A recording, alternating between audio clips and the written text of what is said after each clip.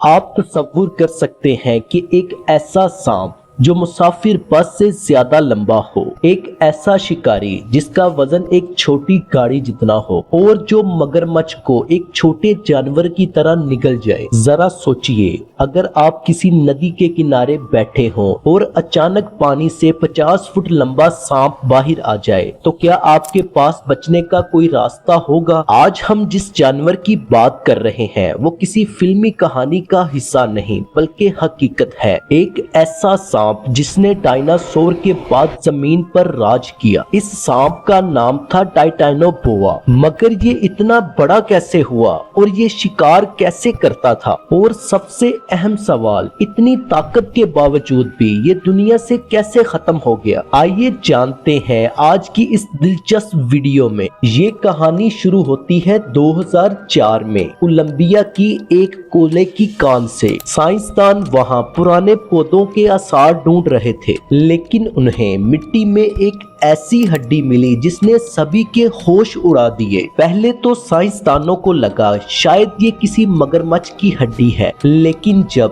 اس پر research ہوئی تو پتہ چلا یہ ایک سانپ کی ہڈی ہے، اور حیرت کی بات یہ تھی کہ یہ ہڈی آج کے سب سے بڑے سانپ ایناکونڈا سے بھی 3 گنا چوڑی اور وزنی تھی۔ اسی ایک ہڈی نے سائنسدانوں کو ایمیزون کے اس دور میں پہنچا دیا جس کا نقشہ ہی کچھ اور تھا۔ سائنسدانوں نے اس عظیم سانپ کو نام دیا ٹائٹانوبوا۔ اب ذرا اس کی جسامت کا اندازہ لگائیں۔ ٹائٹانوبوا کی لمبائی 42 سے 50 فٹ کے درمیان تھی۔ اس کا وزن 1200 کلو گرام سے بھی زیادہ تھا، یعنی آج کے گرین ایناکونڈا سے 10 گنا زیادہ۔ اس کی موٹائی ایک عام انسان کی کمر جتنی تھی۔ یہ اتنا وزنی تھا اگر یہ زمین پر رینگتا اس کے اپنے ہی اندرونی اعضاء دب جاتے، اس لیے اس کا اصل ٹھکانہ زمین نہیں پانی تھا۔ یہاں ایک اہم سوال پیدا ہوتا ہے کہ آج کے سانپ اتنے بڑے کیوں نہیں ہوتے؟ اس کا جواب ہے ٹمپریچر۔